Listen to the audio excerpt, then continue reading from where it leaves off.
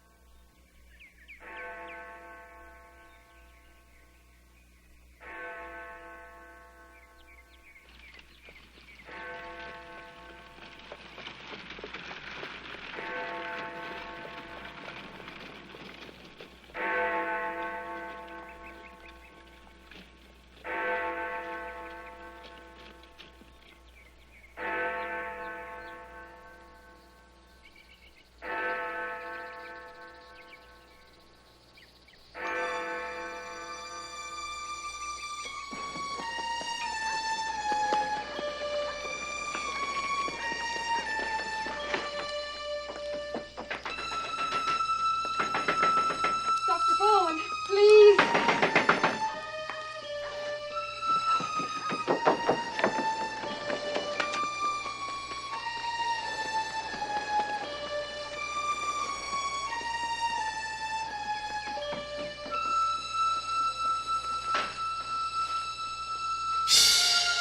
Is he coming? There was no one home. I knocked and knocked. Then go fetch Miss Russell. Hurry.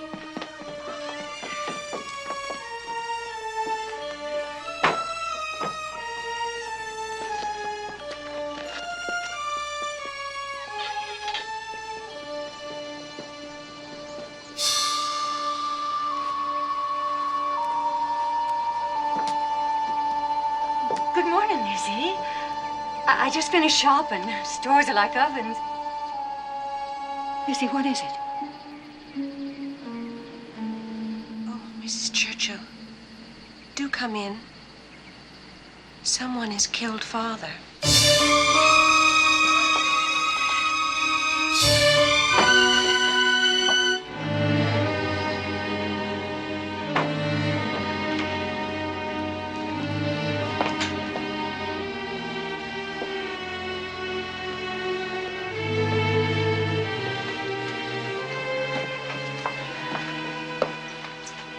Where? In the sitting room.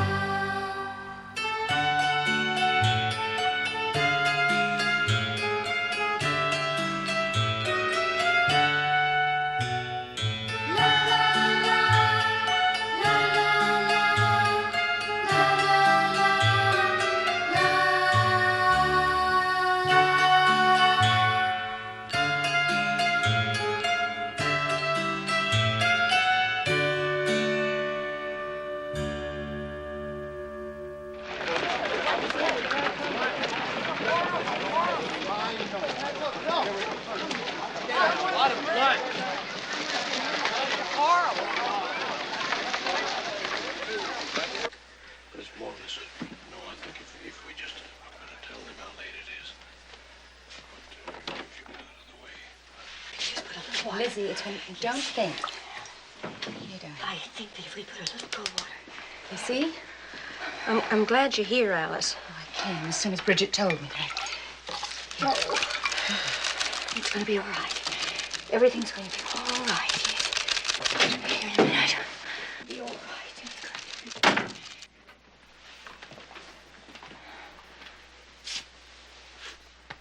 He's been dead less than half an hour. Where's your sister, Lizzie? She's visiting the Brownells in Fairhaven. Go at once. Ask my wife to send a telegram. Thank you, Dr. Borden. Lizzie, you must try to rest. Would you like to lie down? Come on, let's go in the parlor.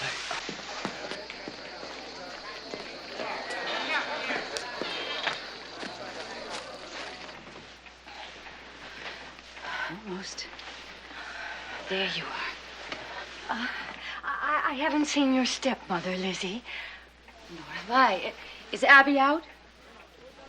Yes, but I thought I heard her come back. She's probably in her room. There's nobody up back, Miss Lizzie. I looked when I fetched the sheet. Then try up front. She must be in the spare room. Please, Miss Lizzie. Oh, Maggie, do as I say. I'm not going up there alone. Oh, come along, Bridget. I'll go with you. Come on. Lizzie, you must get some rest.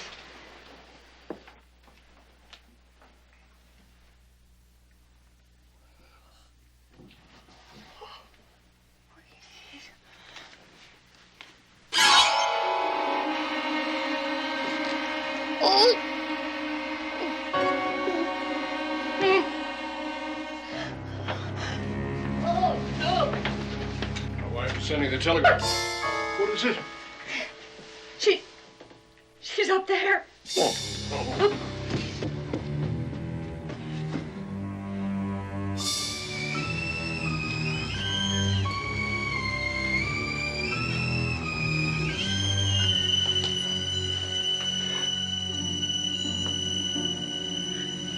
Lizzie.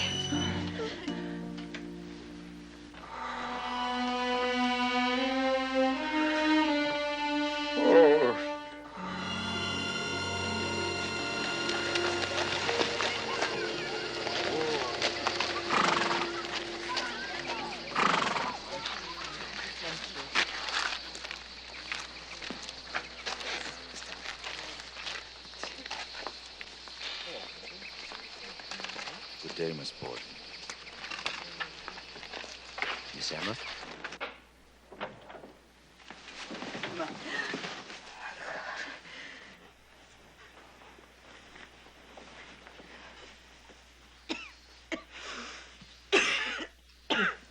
I'm sorry, Emma, but I must. It's all right. Oh, Alice. I'm so glad you're here. I'll stay as long as you need me. Thank you. Lizzie? She's in her room.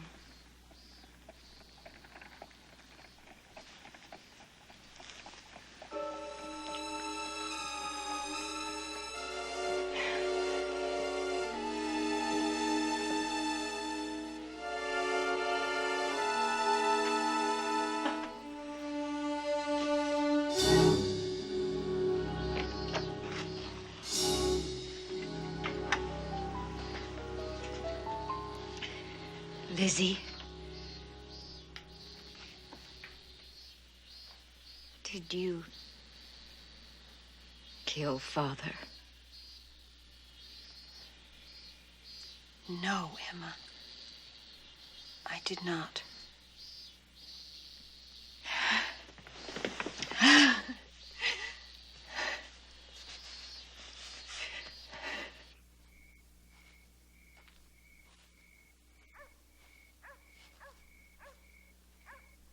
No more, Emma. Please, no more. No, Lizzie. Dr. Bowen says. But I can't think. I can't think.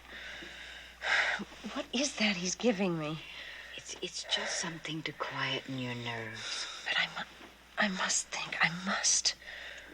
Hush now. Papa. Somebody killed Father. Why? Shh. Why? You must put all of that out of your mind now.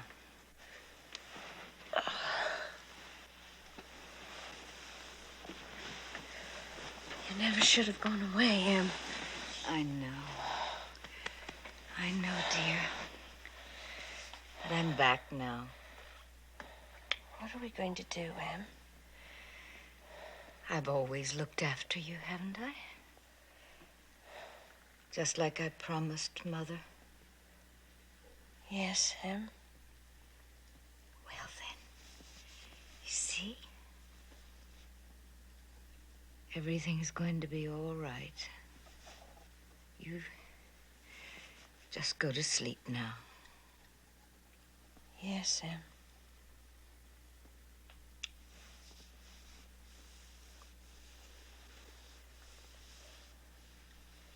Forgive me, Father, for I have sinned. Holy Mary, Mother of God, pray for us. Holy Mary, Mother of God, pray for us. Holy Mary, Mother of God, pray for us. Dear God in heaven, forgive us our sins. Dear God in heaven, forgive us our sins.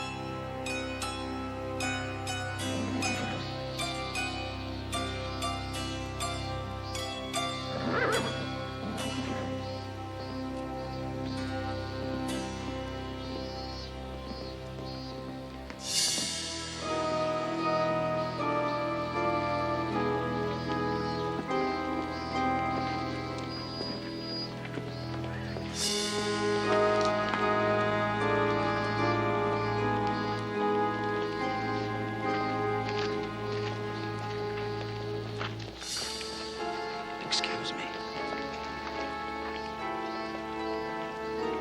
Couldn't wear black. At least veils. Not even a tear. It was a terrible ordeal.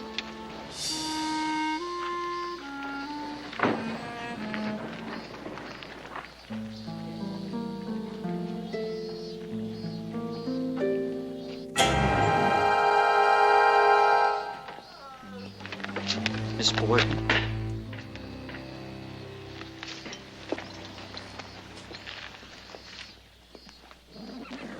A word with you, sir. Who are you? Can't you see I'm busy? I'm City Marshal Hilliard with instructions for you. Instructions? So after the family has left the gravesite, both bodies are to be taken to a receiving tomb where the heads are to be removed. Removed? And shipped to Dr. Edward Wood, professor of forensic medicine at Harvard University. By whose order, may I ask? His Honor, the Mayor. Naturally, the sisters are not to be told.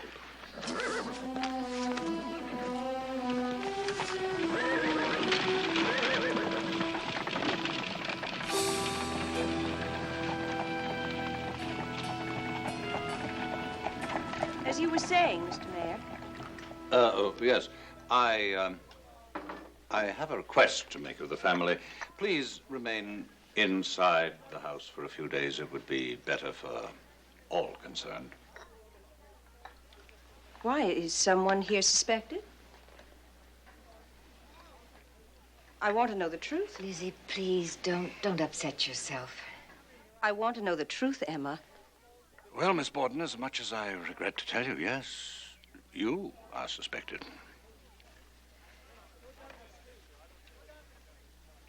We tried to keep it from her as long as we could.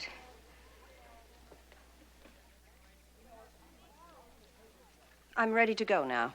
Oh, that won't be necessary. If you're disturbed by the crowds out there, just notify the officer in the yard. Then I'm to be a prisoner in my own home? You shall have all the protection the police department can afford. Well, we shan't trouble you any further. Naturally, we want to do all we can to help in this matter. There will, of course, be an inquest, closed to the public if you prefer. Whatever you wish.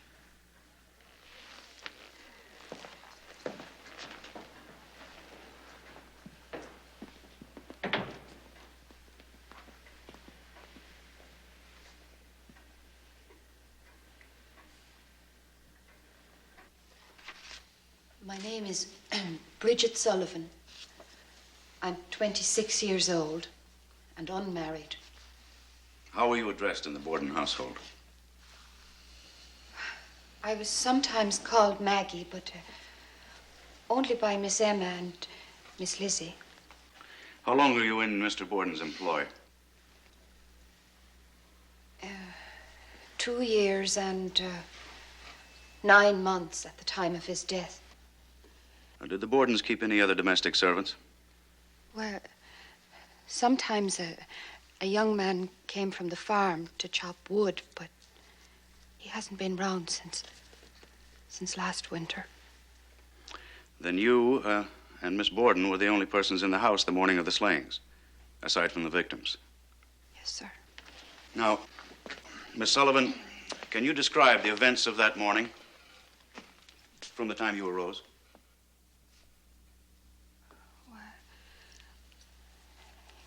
It was very hot that day. I felt a sort of a dull headache as I got up. It must have been the mutton broth from the night before. Mutton broth? Yes, sir. We'd had it 5 days running. I see.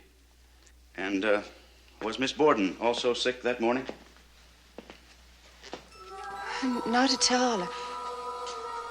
At least she seemed fit enough to me.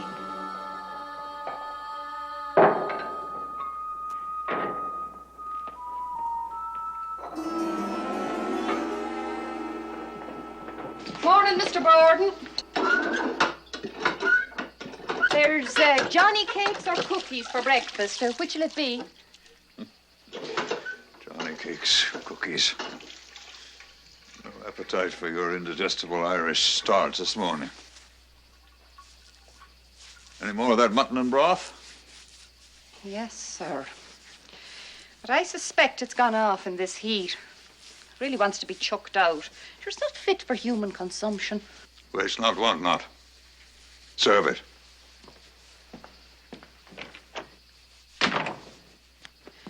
Mean old skinflint. Watch your tongue. I've heard you call him it often enough. Still, it's not your place.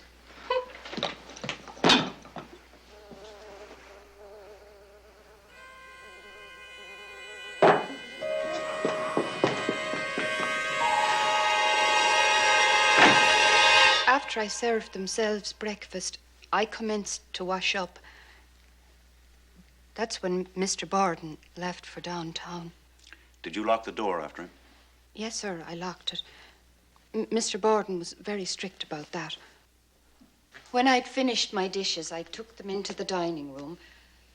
Mrs. Borden was there, dusting. Where is Father? Went downtown.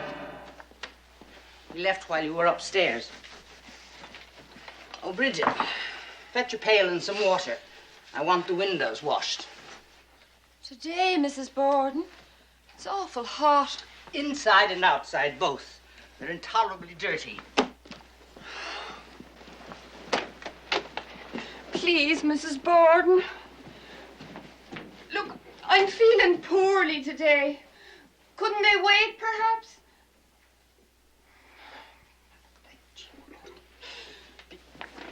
Stinking, smelly cow. I went down into the cellar and got a pail and a brush and went outdoors. I started to work on the north side of the house. Maggie? You going to be out there long? Yes, but you needn't lock the door unless you want to. I can get fresh water from the barn.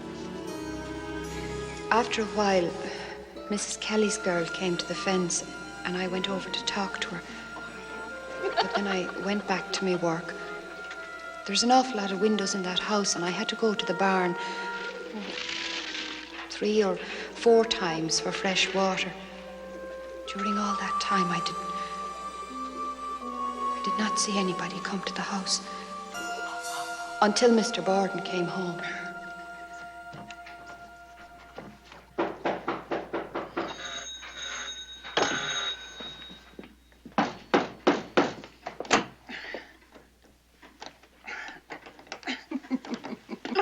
Blasted pain!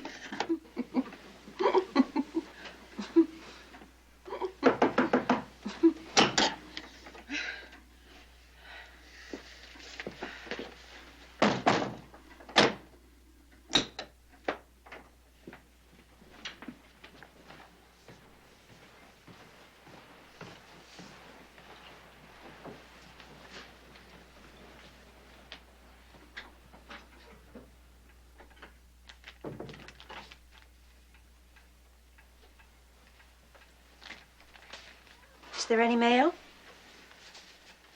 None for you. Where's Abby? She had a note and went out. Did she say where? Someone in town was sick, I think. Would you like to take a nap before dinner?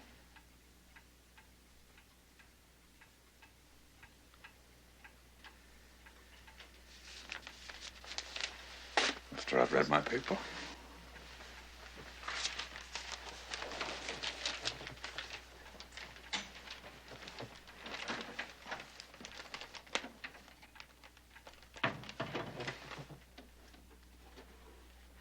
There's a cheap sale of dress goods at Sargent's this afternoon, 8 cents a yard. Aye, I'm going to have some.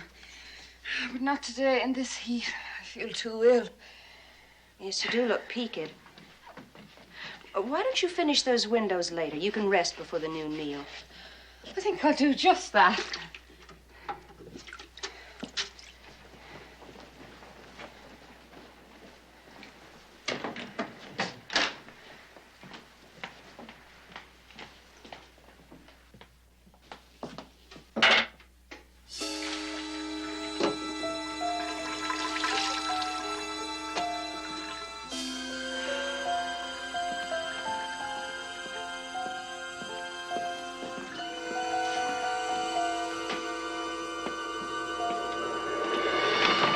Then I went upstairs to my room and lay down without taking off any of my clothing.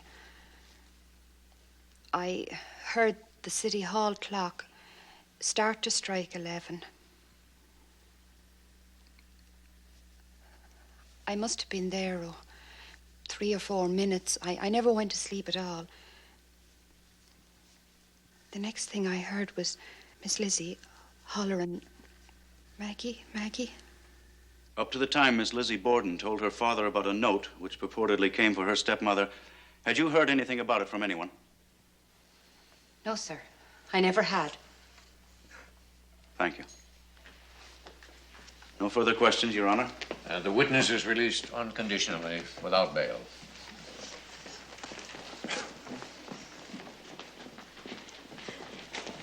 She's leaving us, Lizzie.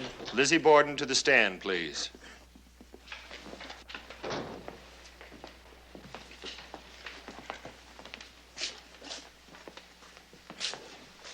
Do you swear to tell the truth, the whole truth, and nothing but the truth, so help you God? I do. Please be seated.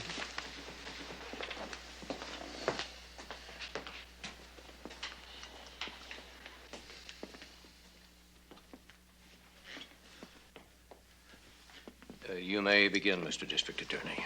Would you please give the court your full name? Lizzie Andrew Borden. Is it Lizzie or Elizabeth? Lizzie. You were so christened? I was so christened. What is your age, please? 32. Your mother is not living. No, sir. She died when I was 2.5 years old. What was your father's age? He will be 70 next month. He was a successful businessman. He's very successful, yes, sir. Started as a mortician, I understand, then branched out into real estate, banking. That is correct. Do you have any idea how much your father was worth? No, sir. Did you ever know of your father making a will? No, sir. Did he ever mention the subject of wills to you? He did not. Had you been on pleasant terms with your stepmother? Oh, yes, sir. Cordial? That depends upon one's idea of cordiality. According to your idea of cordiality? We were friendly. Very friendly. Why did you leave off calling her mother? Because I wanted to. That's the best reason you can give. I have no other answer. In what other respect was your relationship with her not that of mother and daughter, aside from your not calling her mother? She had never been a mother to me in many ways. I always went to my sister because she was older and had the care of me after my mother died. Now, tell me, Miss Borden, on the morning of the murders, did you get your own breakfast? I did not have any breakfast. I did not feel as though I wanted any. Sick from the same mutton broth? It was the heat.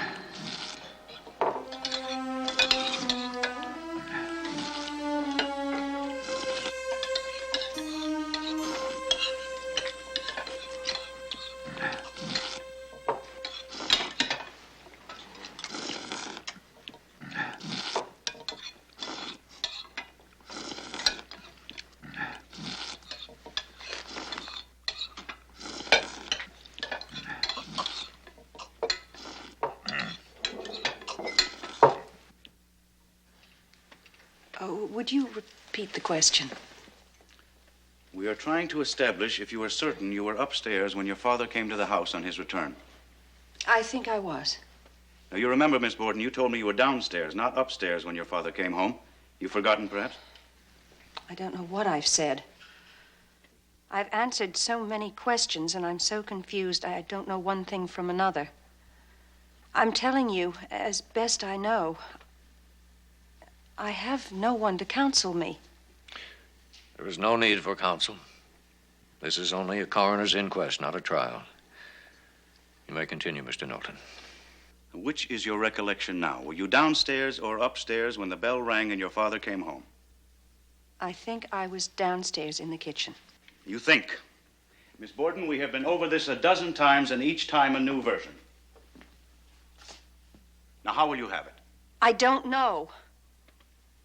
I don't even know what your name is.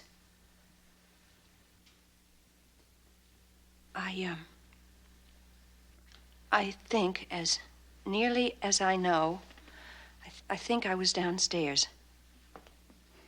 When did you last see your stepmother? When she went up to change the bed in the spare room. And you never saw or heard her afterwards? Until you discovered your father's body? A period of approximately 1.5 hours. No, sir. Did you have any knowledge of her leaving the house? She said she had a note. Someone was sick. Did she tell you where she was going? No, sir. Did she tell you who the note was from? No, sir.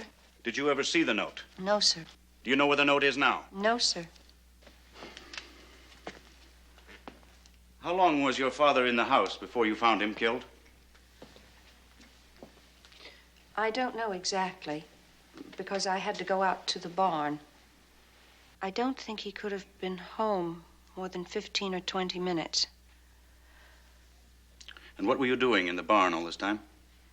I needed some lead for a sinker. Did you say a sinker?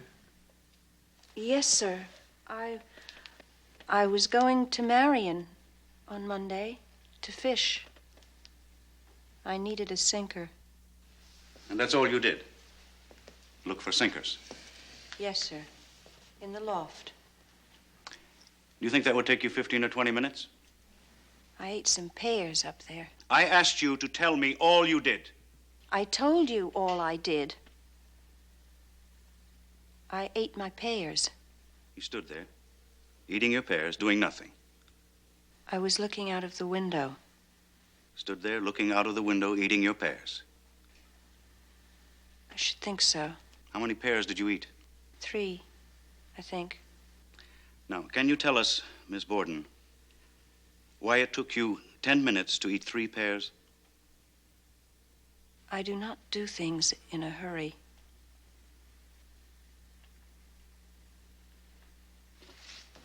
No further questions, Your Honor. It would be a pleasure for this magistrate, and it would doubtless bring much sympathy, if he could say, Lizzie, I judge you probably not guilty, and you may go home.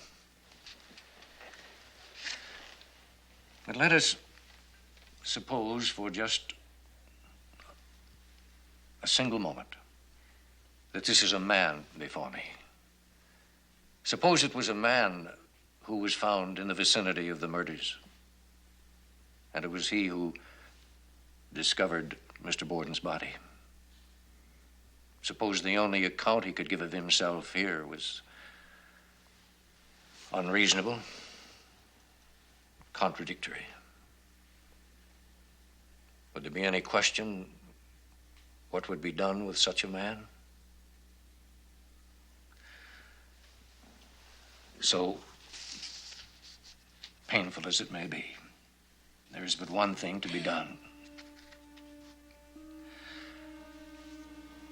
It is the judgment of this court that you are found probably guilty, and you are ordered committed to await the action of the Superior Court.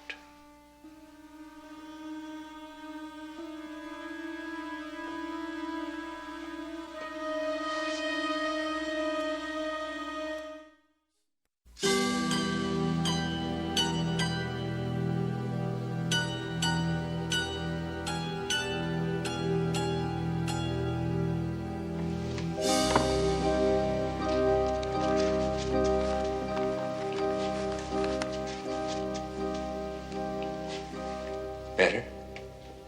Yes, thank you.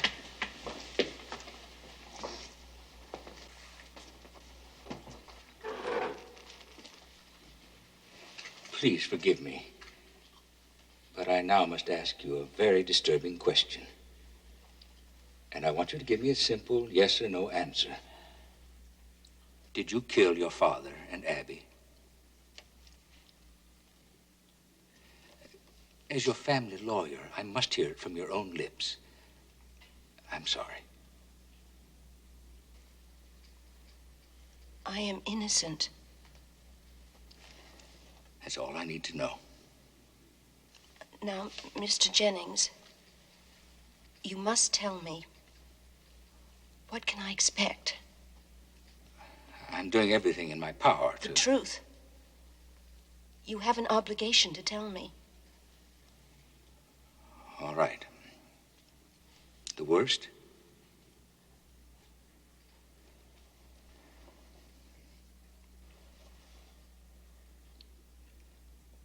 Death by hanging.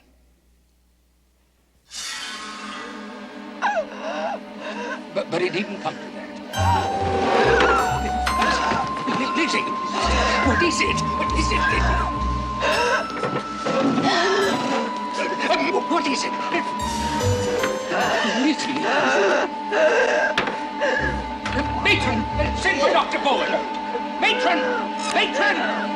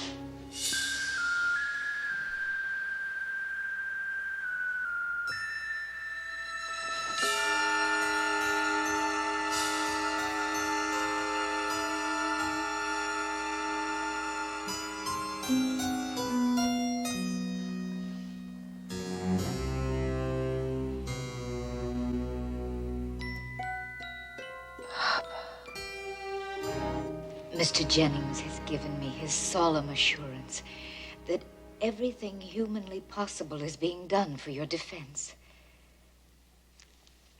He's finally retained Mr. George Robinson to assist. Must have been all of the newspaper publicity that attracted him. Imagine, our former governor is going to defend you.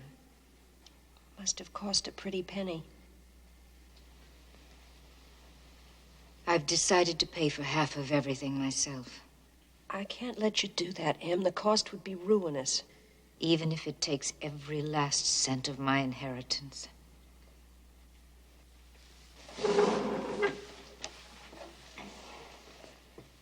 Mr. Jennings said that it might take months to bring me to trial. I don't know if I can stand it in this place that long. I'll be with you, Lizzie. Oh, Em. We're alone now. We have no one. We still have each other. Seems we've always been alone.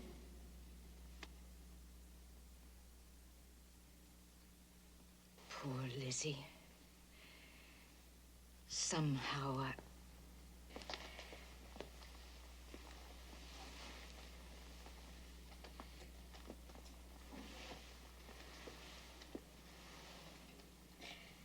It's always been harder for you, hasn't it? Why do they speak so cruelly of me, Em? Who? District Attorney Knowlton. The newspapers. They call me the Sphinx of Coldness. Why do they want to hurt me like that? Oh, Lizzie. I don't think they mean to. It's just that you're special. And special people have always been misunderstood. You know that? Oh, Em. I don't want to be special. I know, Lizzie. I know.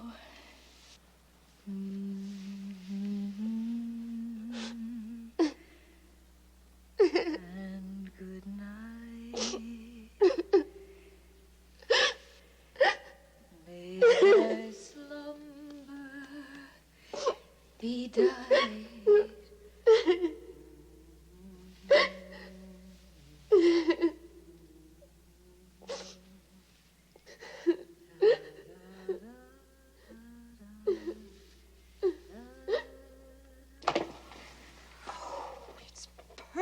right. I knew you wanted something special. We got the whole ensemble? Uh-huh. Read it. Oh, Lizzie, we must have gone over this 100 times. Then we'll go over it 101. Yes. Well, there's your new hat, your navy blue bengaline dress. No. We said the black, remember? The one with the leg of mutton sleeves. Oh, yes, I'm sorry, I forgot. And your little brooch? The one with the posies. Mm-hmm. It's in the top left drawer of my chiffonier. Oh, and don't forget my 6-button black kid gloves. I won't. Mr. Julian Ralph of the New York Sun says he's here for an interview. Oh, gracious, I completely forgot. Give me a moment, will you? You don't mind, do you, Em?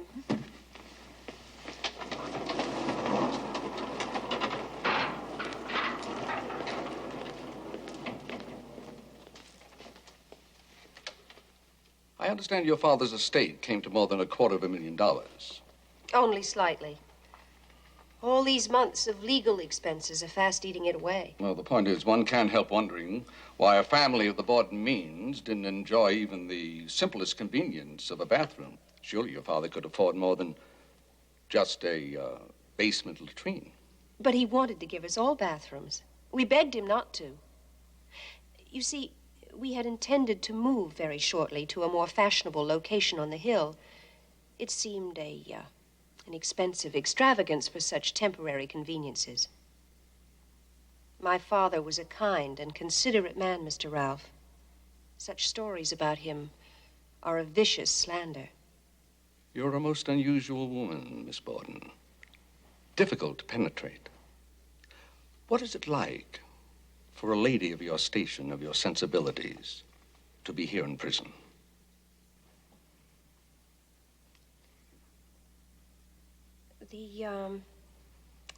The hardest thing for me to stand is the night, when there is no light. They will not even allow me a candle to read by. To sit here all the evenings in the dark is very hard. There is one thing that hurts me very much. They say I don't show any grief. Certainly I don't in public. I never did reveal my feelings, and I cannot change my nature now. They say I don't cry. They should see me when I'm alone. Yet District Attorney Knowlton urges us to believe that Miss Borden is capable of any cold-blooded deed, even the murder of her father and his wife. Mr. Knowlton goes so far as to call her Sphinx of coldness, not even moved to wear mourning out of respect. But Miss Borden explains it so simply, so honestly. There was not a moment when I could think of such things as hat or dress. Somebody was talking to me all the time about the murders and asking me questions. Now, here's the part that really galls. If people would only do me justice, that is all I ask. But it seems as if every word I utter is distorted and such a false construction placed on it that I am bewildered. There was not a trace of anger in her tone, simply a pitiful expression. Rubbish. Cheap feminist sentimentality. I told you public sentiment would be on her side. Lizzie Borden is a Sunday school teacher, Hosea, a devoted worker for temperance, Christian aid, and foreign missions. She is held in high esteem in this community, very high esteem. Mr. Mayor, that woman is a murderess. I hope you can prove that, Hosea. Oh, we better be on our way. Can't miss the opening session. Coming, Mrs. Knowlton? I'll be along shortly, Your Honor. You two go ahead.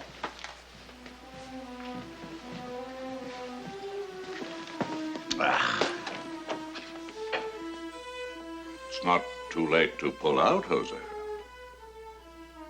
No, sir. Every time I see this case being tried in the press like this, I'm more determined than ever to see Miss Lizzie Borden tried and convicted in the courts.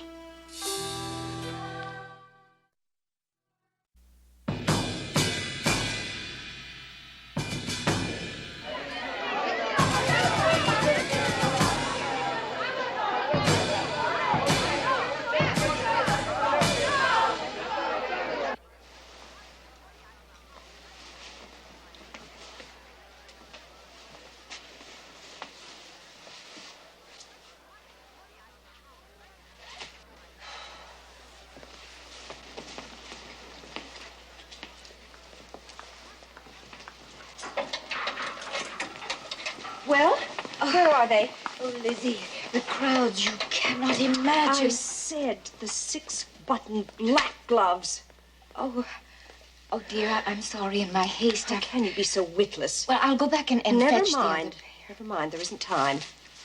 Sometimes I think you actually want to see me hang.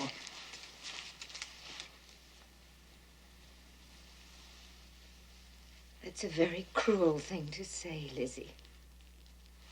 Oh, Em. I'm sorry.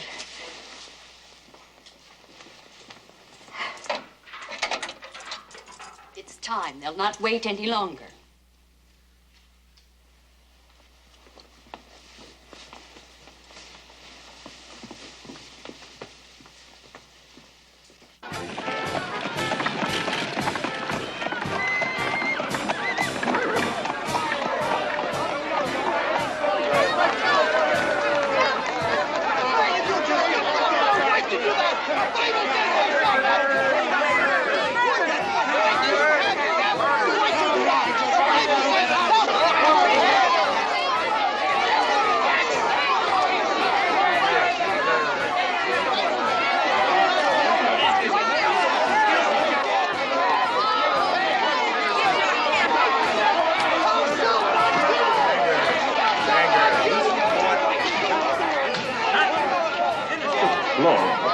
I suppose we can't blame them. They haven't had a good witch hunt in this state since Salem.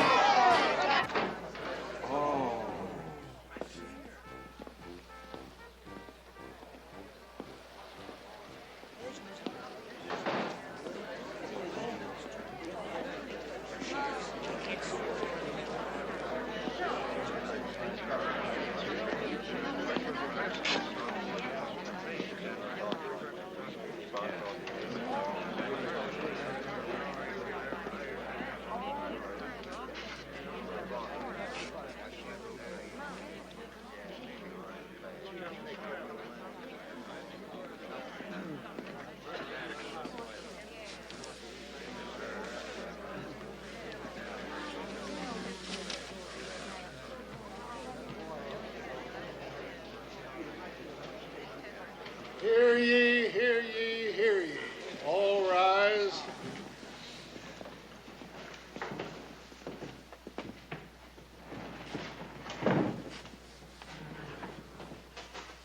All persons having anything to do before the Honorable Justices Mason, Blodgett, and Dewey of the Superior Court for Criminal Business, now sitting at Bristol, draw near. Give your attention and you shall be heard. God save the Commonwealth of Massachusetts. Be seated. Now tell us, Miss Sullivan, did you ever have any trouble there in the Borden family? No, sir. Pleasant place to live? Yes, sir, I liked it. And for aught you know, they liked you. I suppose so. You never saw anything out of the way? No, sir. Never saw any conflict in the family? No, sir. Never saw anything in the least, any quarreling or anything of that kind? No, sir.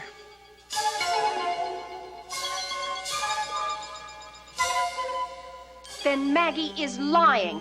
I swear to you, Father, I did not take the money from your desk. That is God's truth. What would she know about the truth? Always making things up, imagining things. Lizzie, till now I have protected you. I have excused you. I've paid your fines. I've prayed for your soul. I've endured the shame and humiliation as a parent and a Christian.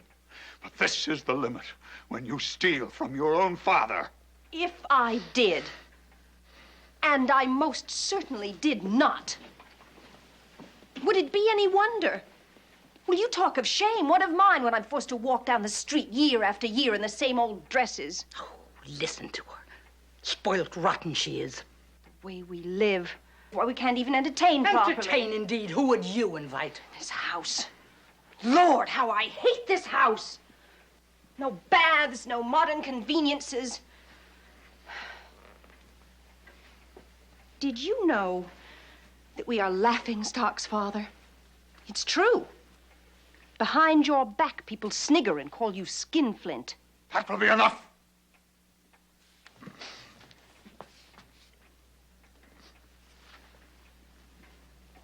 I don't understand you, girl. You and I were always so close. Especially close. Yes, Father. Especially. Then why do you behave like this? I'm suffocating. Father, look at me. I'm 32 and practically a prisoner in this ugly old house. You're perfectly free to come and go as you like. And how far would I get on the paltry $200 allowance you allow me each year? Emma seems to manage. I noticed it didn't keep her from going on the grand tour of Europe 2 summers ago. Yes. And you'll never get over that, will you, Mrs. Borden? Well, that money was mine. Every penny mine. If you chose to squander your mother's inheritance, you have no one to blame but yourself. Half of Emma's to boot, don't forget that. I'm sure you won't let him. And making Emma sleep in that cramped, stuffy room while Her Royal Highness gets the big, airy one all to herself. I never could abide small, dark places, even as a child. Emma knows that. She wanted me to have the big bedroom. Didn't you, Em? Oh, we know all about you and your way, Princess Lizzie. We know how you twist arms and throw tantrums just to get your way.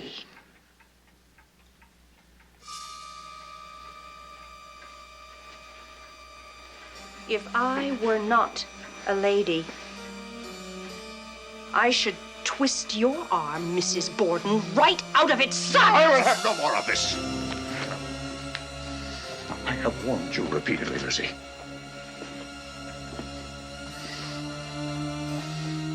One way or another, you will learn not to bite the hand that feeds you. If I have to cut you off. You may step down. Call Dr. Bowen to the stand, please. Dr. Seabury Bowen to the stand, please. Dr. Bowen, can you describe what Miss Borden had on that morning? I wouldn't know, sir. It was sort of drab, not much color. It was sort of a morning calico, I should guess. You say it was drab? I merely mean to say that the dress was Answer the question. If you just wait a minute. No, answer the question. Did it appear to you to be a drab-colored dress? I am telling you, sir, I don't know. I didn't intend to try to describe a woman's dress at the inquest, and I do not intend to now. Well, perhaps you can at least tell us if it was this dress.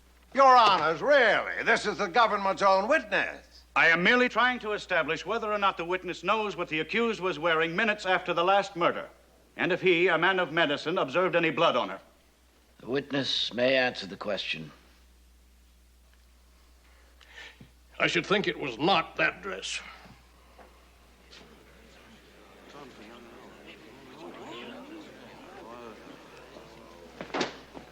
Your witness.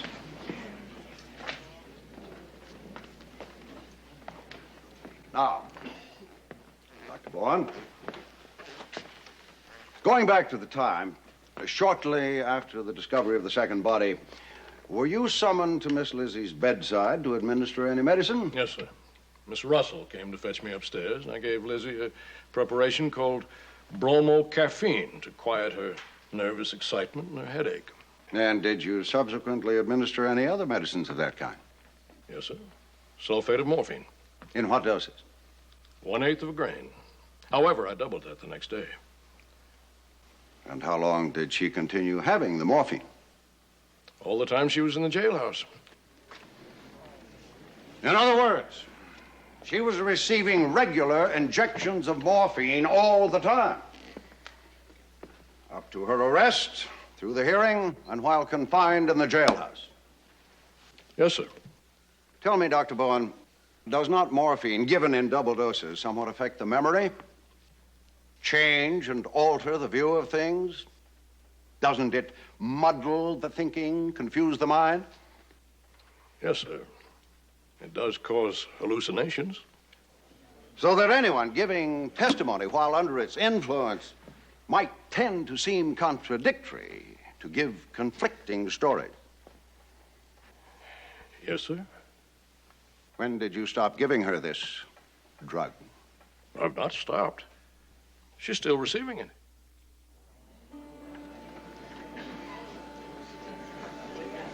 Thank you, Dr. Vaughn. That will be all. No further questions, Your Honor?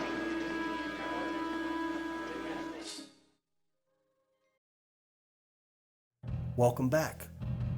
Well, here we have the beginnings of our film, and it's not often that we get to show a grade A movie, which this is. Oh, for sure. It has, a true story that's horrific. Yeah. Great script and a powerhouse cast. It really does. I mean, just starting with Elizabeth Montgomery.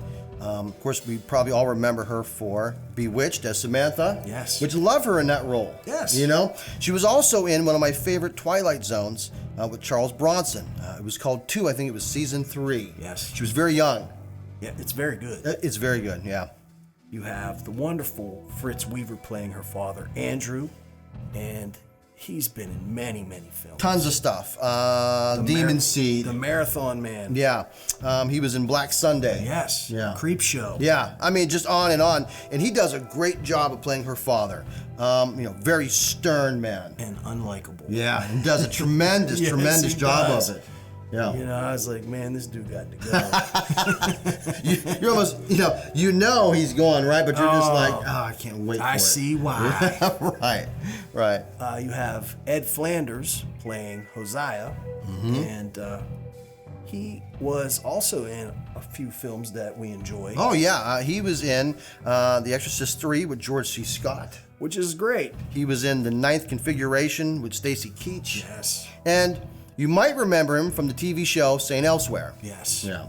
Now, him and George C. Scott in Exorcist 3, they're both rather intense actors. Great acting. But great acting. That's what makes that film. Oh, it does. And that's a great film, too. It is. Yeah, I mean, it really is. And an interesting fact here is that Elizabeth Montgomery and Lizzie Borden were actually related. Distantly. They were, 6 cousins once removed, right? Yes. But Elizabeth Montgomery never knew that. No, which it's rather strange. It is. Yeah, I mean, it is. And, the music in this is great. Oh. It is. It's William Goldenberg. Yeah. Who also did the made-for-TV movie Don't Be Afraid of the Dark. That's right. He also did Helter Skelter. And we cannot forget, but playing her sister is Katherine Helmond. Oh, that's right. Yes, and she was mostly famous for TV roles. We know her from Who's the Boss? That's right. She was Mona. Yes. Yeah. She was also in Coach and Soap, if you remember Soap. Yes. Yeah. And she also did a film with Terry Gilliam, Brazil. Yeah, which is tremendous. But they're all so believable. Oh, yeah. And sincere in this movie. The acting is great. I mean, for us, it's another one where there's really no lull. You're really waiting for the next scene, yes, right? It's well done. It really is. Yes. So let's get back to the legend of Lizzie Borden.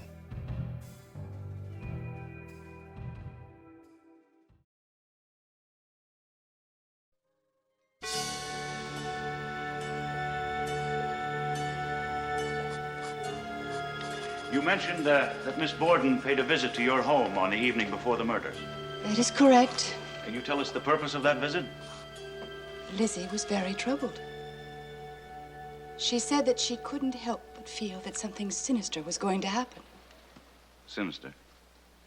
Yes. She said that her father was having trouble with his business associates, and that she was afraid that someone was going to do harm to him. She told me that the barn had already been broken into and all of her pet pigeons had been killed. I tried to reassure her that it must have been some of the local boys up to mischief. But Lizzie felt sure that it wasn't.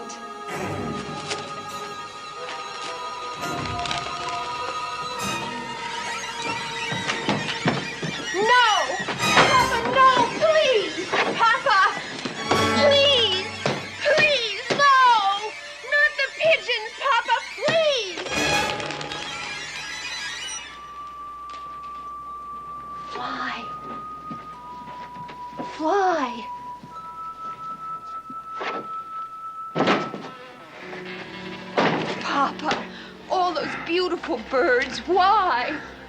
Now let those young whippersnappers try stealing any more of my pigeons and see what they find. But they were mine. Yours? Let me remind you, girl, everything on this place belongs to me. What's mine is mine. And I will dispose of it as I see fit.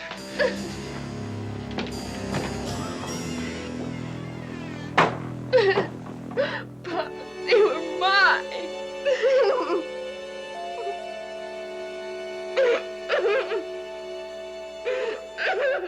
I tried to set her mind at rest. But Lizzie confided in me that even the house had been broken into in broad daylight when she and Emma and Bridget were at home. And as she left, she said that she wished she could sleep with one eye open for fear that they would come in the night and burn the house down over the family's head. And all this the very night before the murders. Yes. Was Miss Borden accustomed to making such nocturnal visits to you? Only on rare occasion. And this was certainly a most rare occasion. Now, Miss Russell, can you tell us, please, about the incident which took place the day after the funerals, while you were still staying at the Borden house? An incident involving a certain Bedford cord dress? Yes. That was on Sunday. Miss Lizzie, Miss Emma, and I had breakfast together. Bridget was not at home. I went up to the bedroom, and then when I came down, I saw Lizzie standing there with the dress in her hands.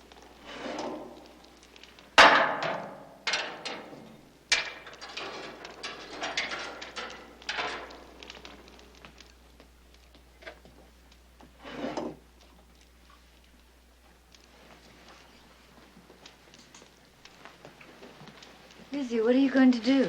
I'm going to burn this old thing. It's covered with paint. Lizzie, I wouldn't do that where people can see me. In broad daylight. Lizzie, there's a policeman in the yard.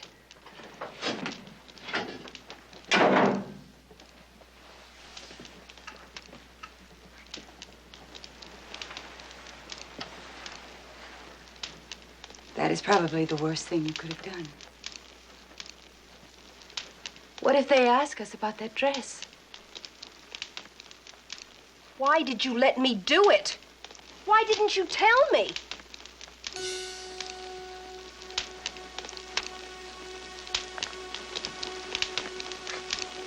Thank you, Miss Russell. No more questions, Your Honor. Your witness? No questions at this time. Witness may step down, please.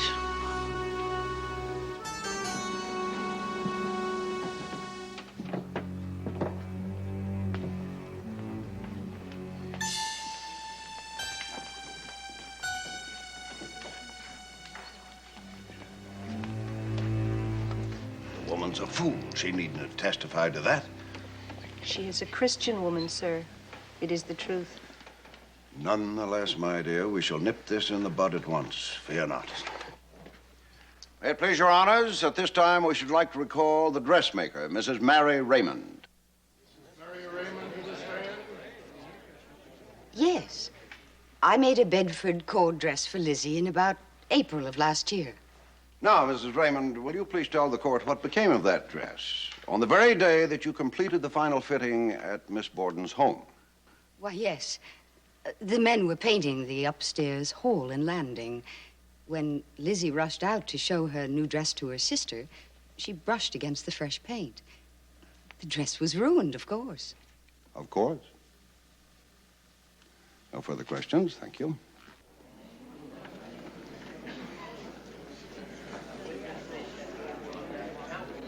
Now, Mr. Hilliard, can you tell us if this was the hatchet you found in the box behind the chimney in the Borden cellar? It looks like it. The handle was broken like this? Yes, sir. Broken up close like that. Mm-hmm. Did you observe anything peculiar about the break in the handle at that time? I did. It was a fresh break, a new break. Thank you. No more questions, Your Honor.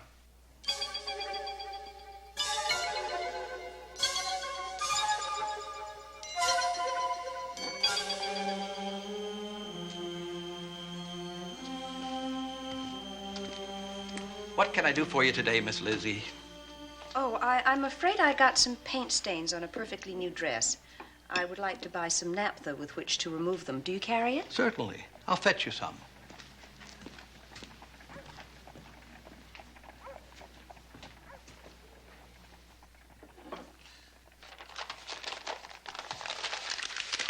I imagine a pint will do.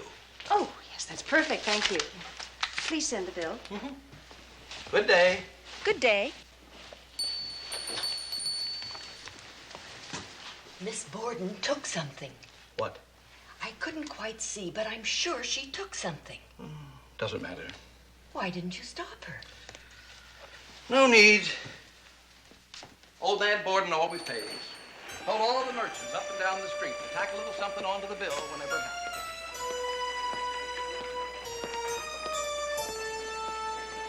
Miss Borden asked to buy 10 cents worth of prussic acid. Naturally, I informed her we did not sell prussic acid unless by a physician's prescription. And what did she say to that? She said she'd bought it several times before. So I says, well, my good lady, not from me. Prussic acid is a very dangerous thing to handle. Mm-hmm. Did she tell you why she wanted such a lethal poison? I understood her to say she wanted to clean a sealskin cape.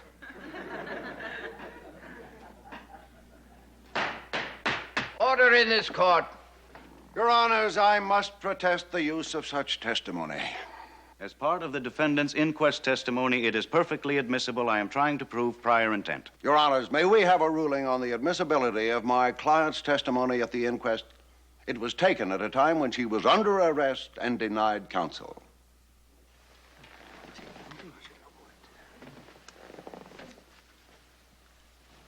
Will you both please approach the bench?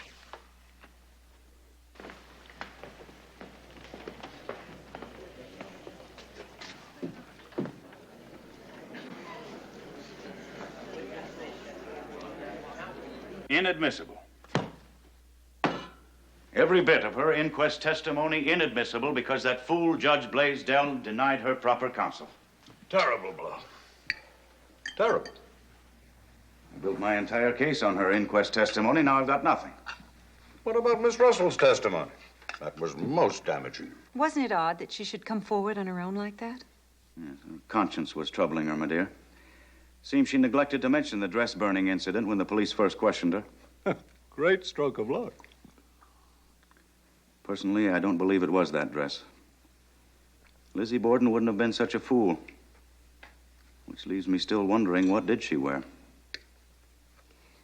Nonetheless, I'm sure that the case you've made so far will stand on its own merits, Hosea. Not if Robinson keeps getting our witnesses to discredit their own testimony. He's a shrewd devil, our ex-governor. I trust you have more cards up your sleeve, Hosea. I needn't remind you how much is at stake here. No. One, perhaps. And it had better be a trump card.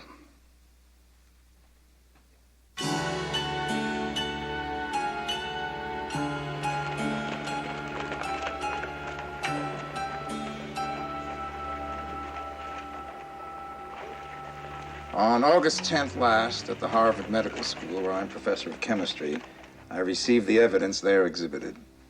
Briefly, Dr. Wood, can you tell us the results of your examinations? The hair on that hatchet, for example? It did not match the samples of hair from either victim.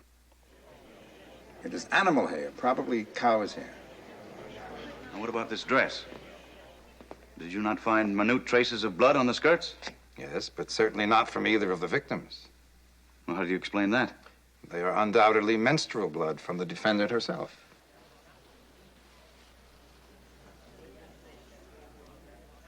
Well, let me ask you, Doctor, if this hatchet could have been used and then cleansed so as to remove any trace of blood, No, not by a quick washing, as you've suggested. And it would be nearly impossible to wash blood off that broken end. This is dreadful. There was no time to go over Dr. Wood's testimony. He just got in from Boston an hour ago.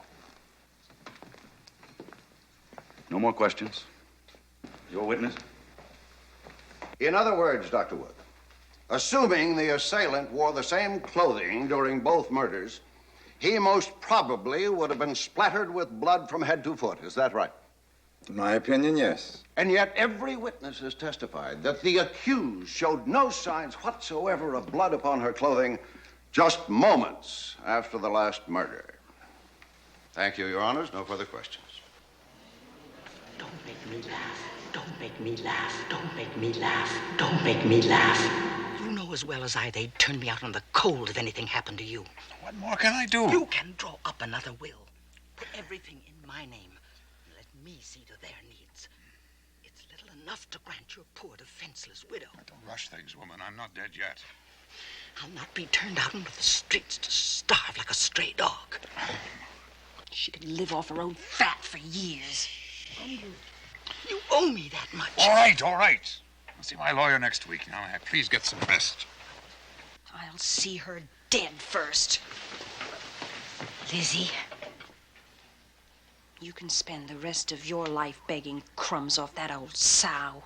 Not I. Lizzie, please. You always frighten me when you get like this. He must never make a new will.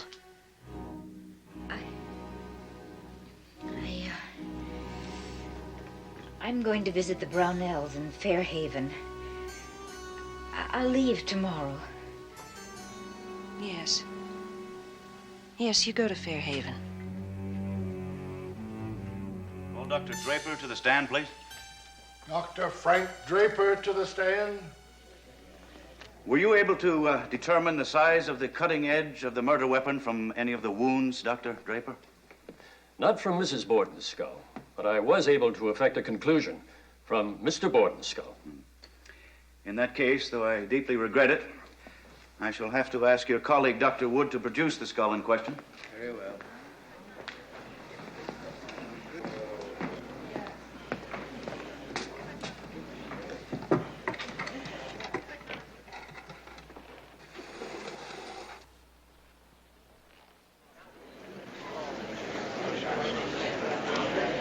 Now, Dr. Draper, if you will please try to fit that hatchet into the wound.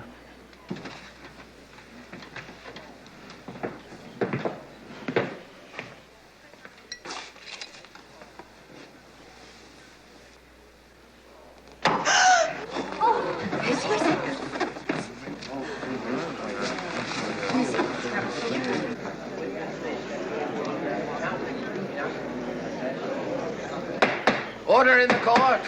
Order in the court. This court will be adjourned till 9 o'clock tomorrow morning.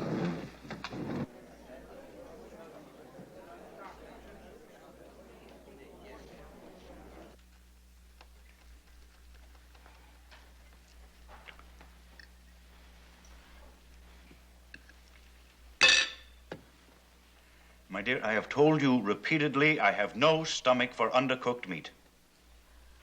Let me get you something else. Oh, never mind. I've lost my appetite anyway. Just some coffee.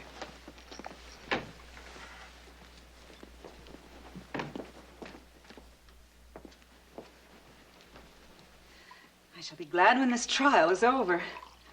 It's beginning to tell on you. It's not a trial, it's a sideshow. That woman actually believes she can get off scot-free by hiding behind her skirts. What else has she? I'm sorry, Hosea. It's just that it seems to me that you men have only yourselves to blame if women hide behind their femininity as a last defense. After all, you cast us in this role. You look upon your womanhood as a role, my dear?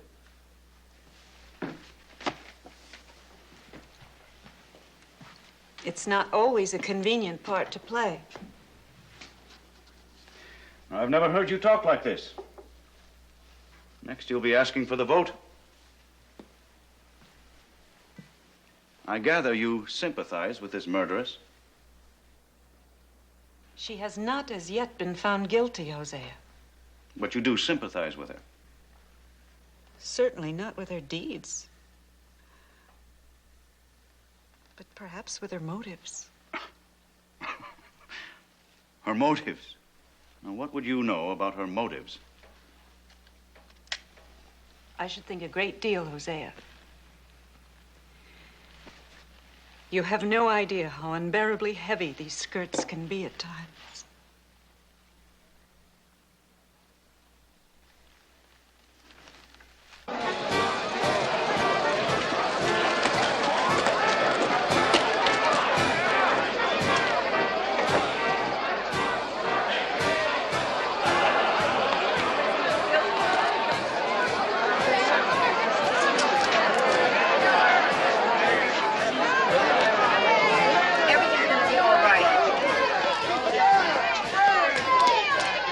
When did you next see the Bedford Court dress? Sunday morning. I was washing dishes, and I turned and saw my sister Lizzie at the stove. And she had the dress in her hands.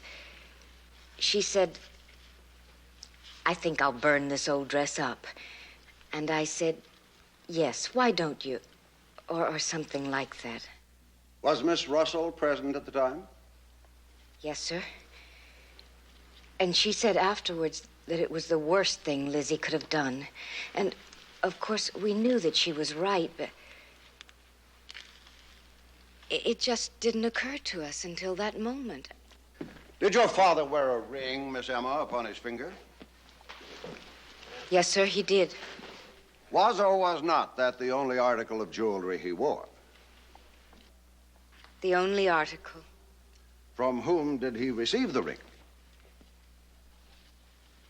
From my sister Lizzie, many years ago. Previously to his wearing it, had she worn it? Yes, sir.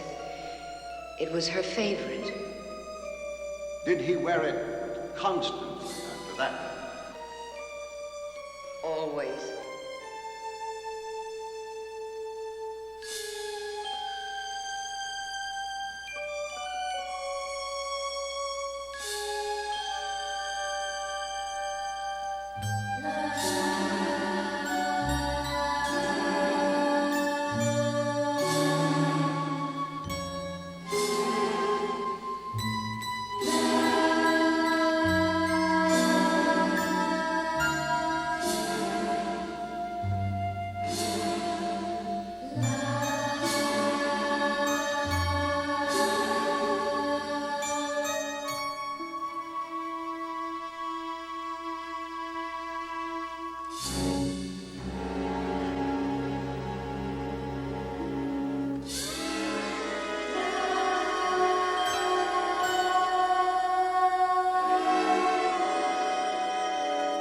So old.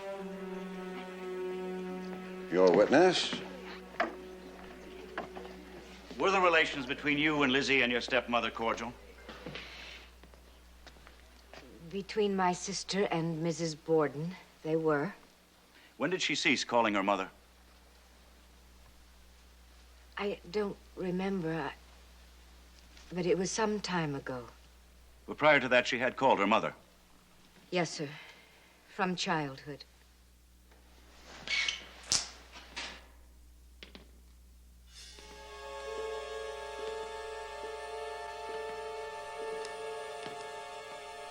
Mrs. Borden says you're not to work too late, Papa. Oh, I should have called her mother, Lizzie. She's not my mother. My mother's dead.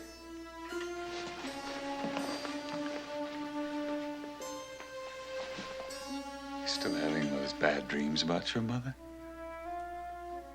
Oh, it was a long time ago. Besides, death is nothing to be afraid of, Lizzie. There's nothing more than a long, peaceful repose. Do you remember Sleeping Beauty? Well, then, look. Look. See how serene she looks? Feel. between the fleshes, smooth and cool to the touch.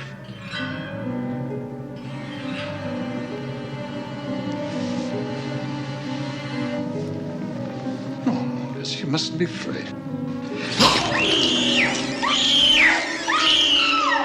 Gentlemen of the jury, let me remind you of those touching words. The eyes that cannot weep are the saddest eyes of all. Andrew Borden went to his grave, wearing upon his hand a pledge of love and faith, the ring that belonged to his little girl. To find her guilty, you must believe her to be a fiend. Does she look it?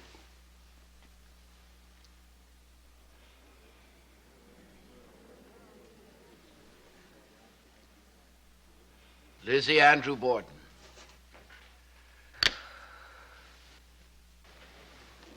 It is your privilege to add any word which you may desire to say in person to the jury. I am innocent. I leave it to my counsel to speak for me.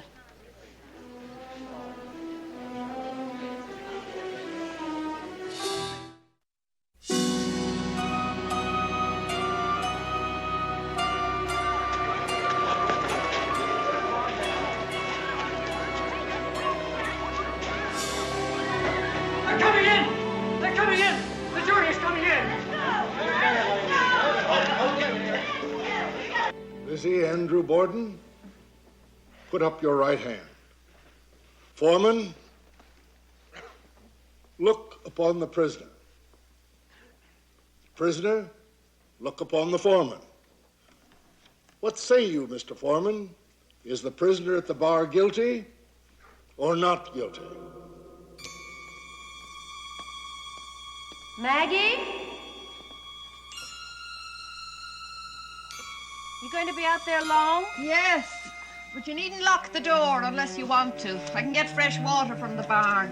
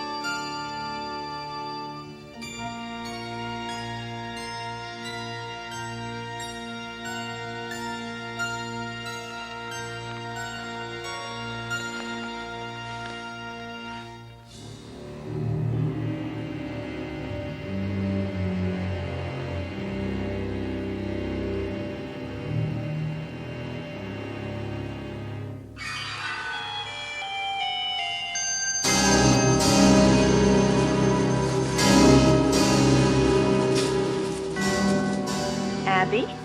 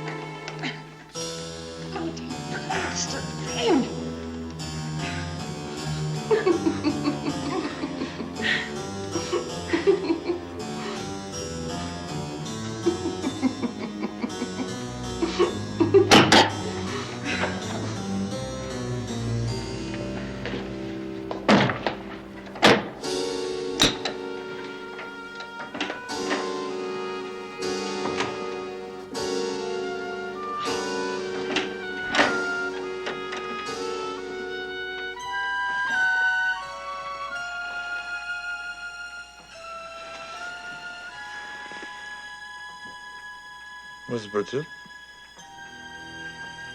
Upstairs in her room, taking a nap before the noon meal. You're a strange girl, Lizzie. One minute is hard and cold as a gravestone. Next as loving as any father could wish. I know what goes on in that mind of yours. I guess we'll never know.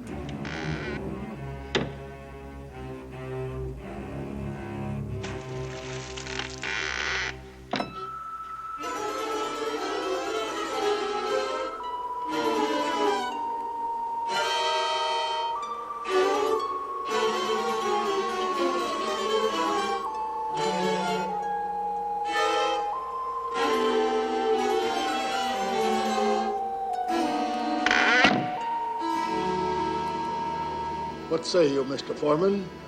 Is the prisoner at the bar guilty or not guilty?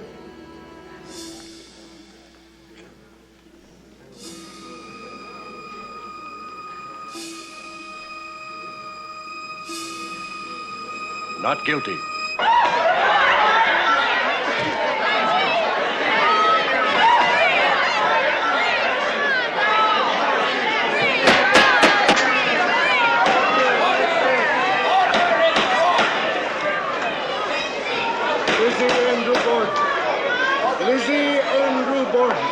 The court orders that you be discharged from this indictment and go thereof without delay.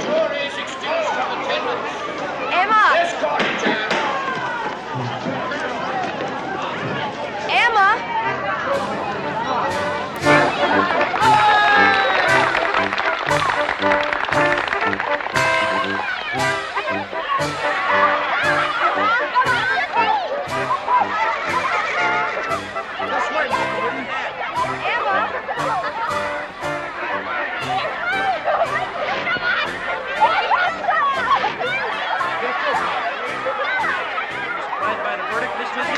Miss Borden, how does it feel to be a free woman again?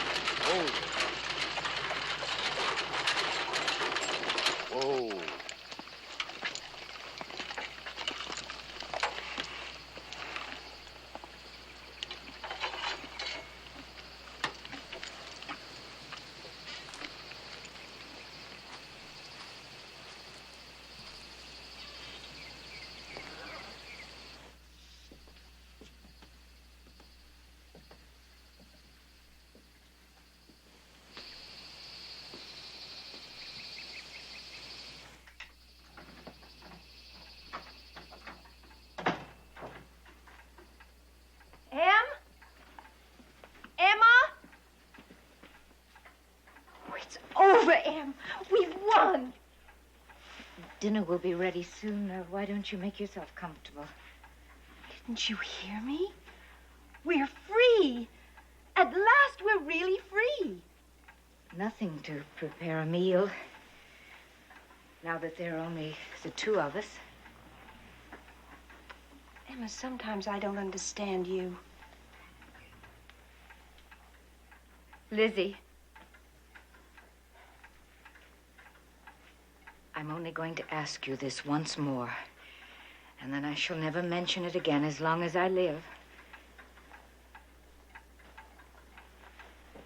Did you kill Father?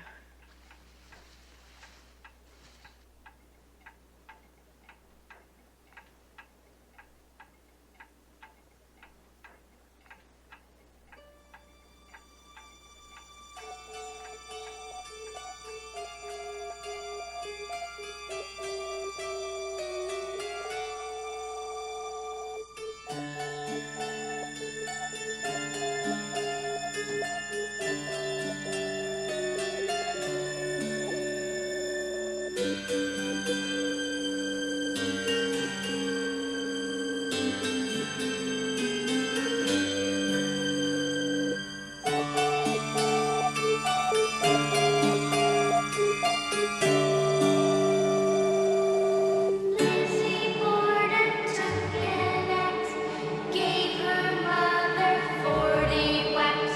When she saw what she had done, gave her father 41. Lizzie Borden took an axe.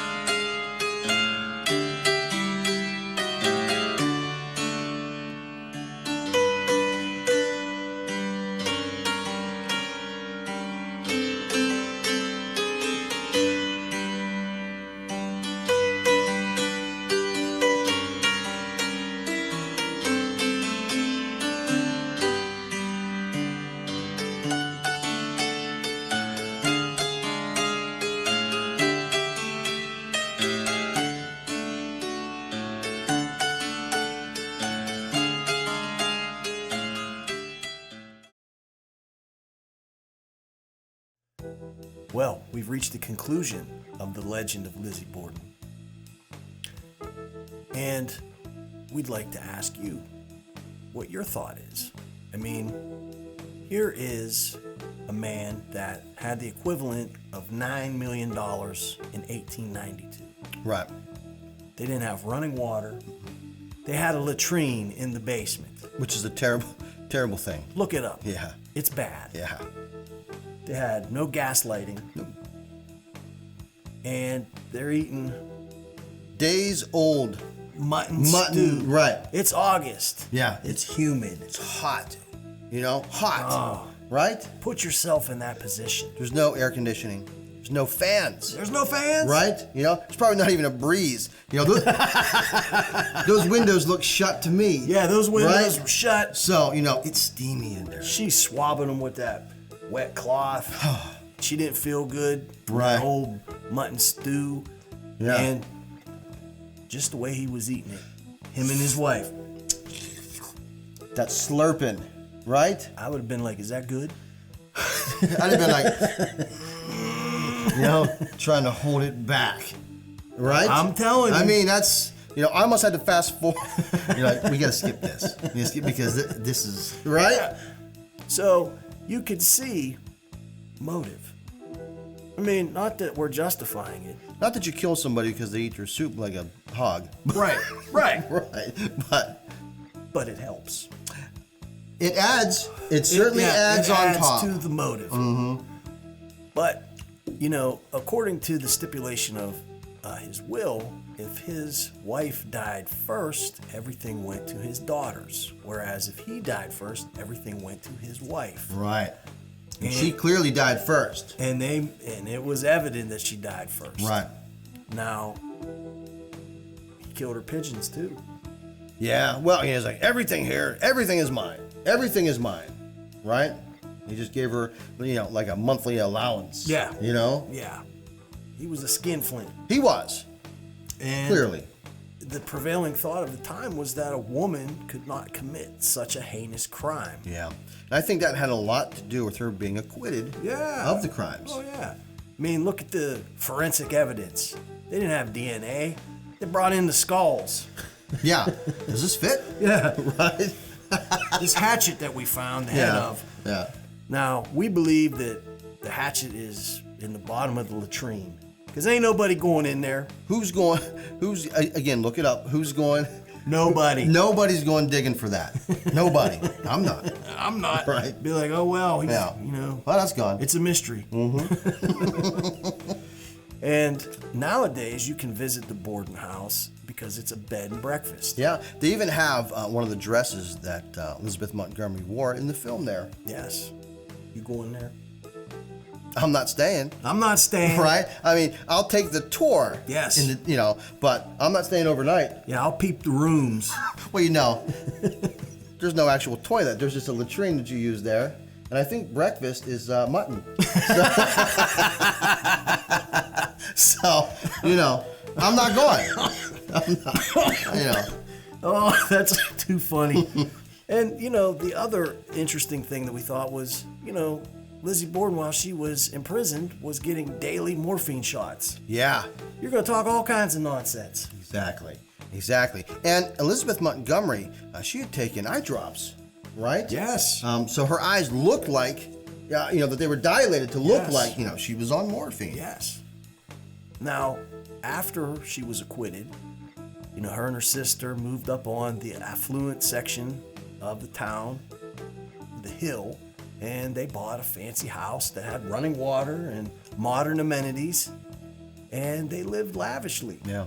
And years later, her and her sister had a falling out, and they never spoke again. Yeah. Which I think is interesting. Very interesting. Yeah, it is. But there was a lot of money to go around. Yeah. Oh, yeah. Right?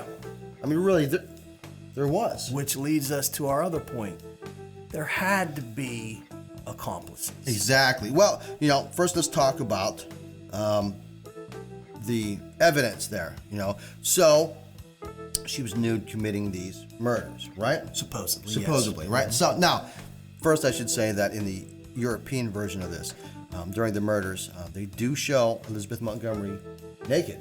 Now, I think ABC did a great job of editing that scene. Yes. Yeah. Absolutely. I mean, really, Absolutely. fantastic job. But what they had said is that even if she was nude committing these, it would have been almost impossible for her to have washed blood from her hair and to get dressed in her full Victorian outfit, Yes. right? And to dry her hair, which was quite long, Yes. right, without the help of the maid.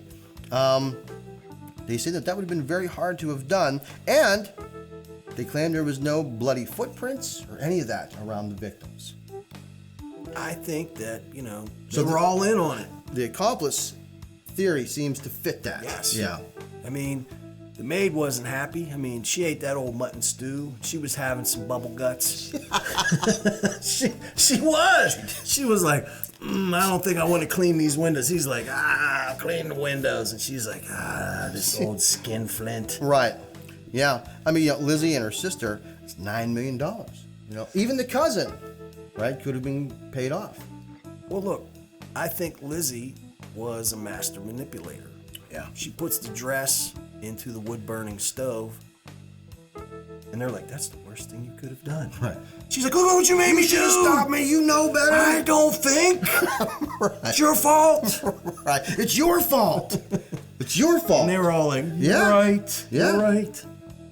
She knew what was up. Yeah. 9 million. That's a lot. 9 million today is still a lot. It is a lot. Yeah. 1892? Yeah. Huge. That's huge. It is huge. She's like, I'm buying a car. And I'm getting some pigeons. And I'm not eating mutton ever again. And I got a real toilet. That's most importantly. I've got a water closet. Right. Yeah. You know, but it's interesting. You know. Oh, completely. I mean, it really is. I mean, it's still a mystery somewhat today. They Yeah. really don't know what transpired. Right. And that's interesting. I love it. I love it. I love it. And like we said, you know, powerhouse cast. Yes. Right? Everything about this movie was tremendous. Yes. It really was. We were very excited to bring it. Definitely. And we thank you for being here with us at Newcastle After Dark. We hope you join us again for the Lost Treasure in Cinema. Until next time, good night.